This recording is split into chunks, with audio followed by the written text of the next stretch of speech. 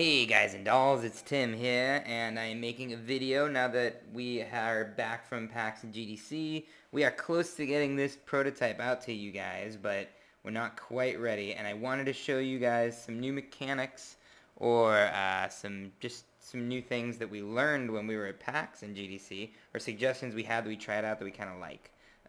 So basically when we were at PAX, we started out with the old casting rule, which was if your twin was in a room, every creature would have a number or a letter down here, and that would indicate a row or a column in that room that you could then cast it on.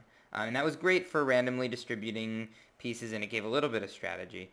But it always bothered me that it wasn't, even though the game isn't completely deterministic, it always bothered me that it wasn't there wasn't a ton of strategy to it. But I always felt that casting it adjacent to your current pieces was a bad idea because it caused this clustering.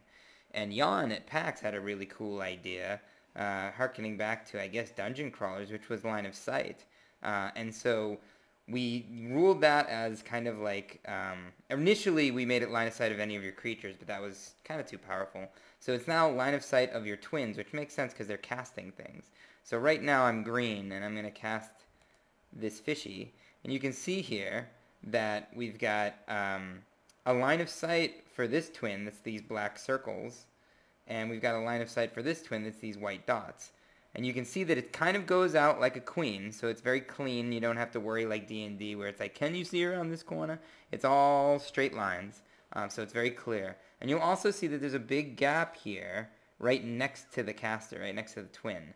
I didn't want that to be a castable area because it's way too easy to defend your twin if you can always pull up a creature in front of him and then that he can defend. Because if you have to place it here, suddenly that piece is in jeopardy because the twin isn't defending it. So that seems like a good rule. Something else to note, now I'm going to jump over to orange, and when I go to cast right now, or I guess I have to move first, so when I go to cast now, even though you can't cast on the area around you, if your twin can see that area, he can cast there. And this is kind of interesting because it makes it so that you can kind of defend each other by your positioning. Another thing that's really interesting about this rule is the positioning of your twin is really important. You see how this twin is lined up on this diagonal, and that allows him, and on this horizontal, that allows him to cast all these creatures all over the board. So he's got a lot of sight, and you can see how his sight is occluded here by this twin.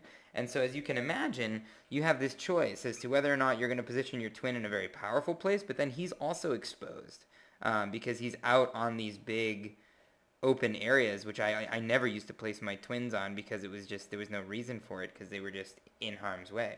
So this is kind of an interesting thing because you do place your twins at the beginning of the game. So you've got to kind of decide, it's kind of this benefit cost thing to where you're going to place your twin. Another thing that's really interesting that's evolved is that if somebody casts a wall right here, suddenly this caster can't see.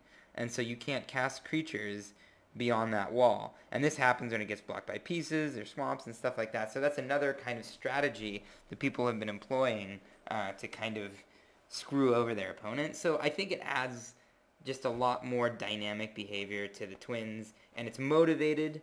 You really feel like, you know, the twin, it makes sense that that is the caster because where you can cast the creatures is in their line of sight. So I think just overall, this is just a great new rule that we got in.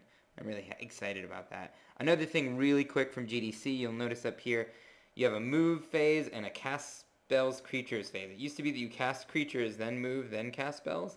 We combine these two into one phase. So basically all you have to do now is move and then cast spells and creatures.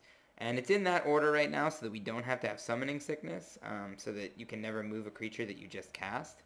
And therefore people always have a turn to, you know, strategize based on your new creatures. But this is all stuff that might change. But yeah, so hopefully next week I will have an early version of the game out for some really early adopters that might want to help us test it a little bit. And then the following week, hopefully we can just push it out to the rest of you so that you guys can give it a play and let us know what you think.